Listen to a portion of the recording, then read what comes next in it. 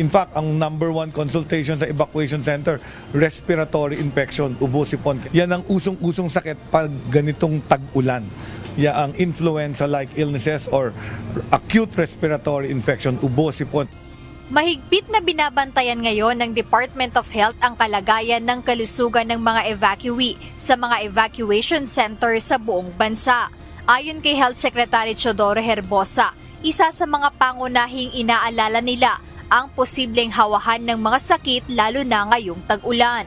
Hindi pa man nila nakikita sa ngayon ang pagdami ng kaso ng transmission lalo sa mga evacuation center.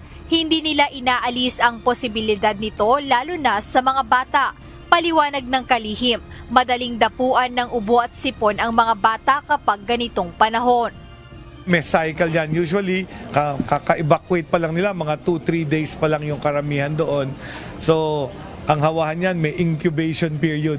Ang una talaga, ang respiratory infection, karamihan sa mga bata. Hindi rin aniya maiiwasan ang hawahan dahil ang ilan sa mga evacuation center ay siksikan na. Kaya bilang tugon sa sitwasyon, tiniyak ni Secretary Herbosa ang pagkakaroon ng clinic sa mga nasabing lugar.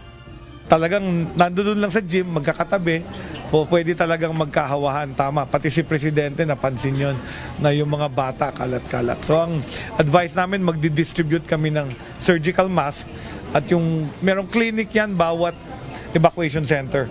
24/7 yung clinic. Pinagtutulungan namin ng LGU at ng National Government Regional Office para may doktor at nurse lagi yan. Mga 1,000 plus nurses and doctors ang dineploy namin para sa mga LGU. Bukod pa sa ubot sipon, naghahanda na rin ngayon ang DOH sa posibleng pagtaas ng mga kaso ng leptospirosis. Kaya nagpaalala ang ahensya sa publiko na huwag gumamit ng doxycycline nang walang reseta. Ang doxycycline ay isang antibiotic na ginagamit laban sa leptospirosis. Paliwanag ng DOH, kapag mali ang pag-inom, maaaring mawalan ito ng bisa laban sa mga mikrobyo at maging mas mahirap gamutin ang simpleng impeksyon. Ayon kay Secretary Herbosa, nakadepende ang pag-inom ng doxycycline sa exposure o risk level ng taong nalubog sa baha.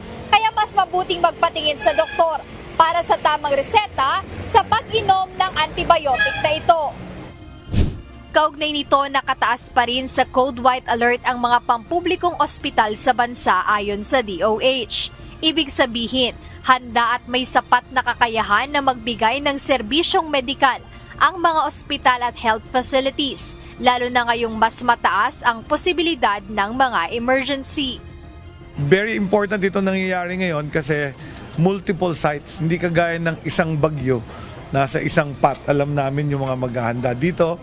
Merong southwest monsoon, meron tayong Emong, meron tayong Dante, tapos iba-ibang lugar. Tapos meron ding areas na binabaha because of rainfall in some other area.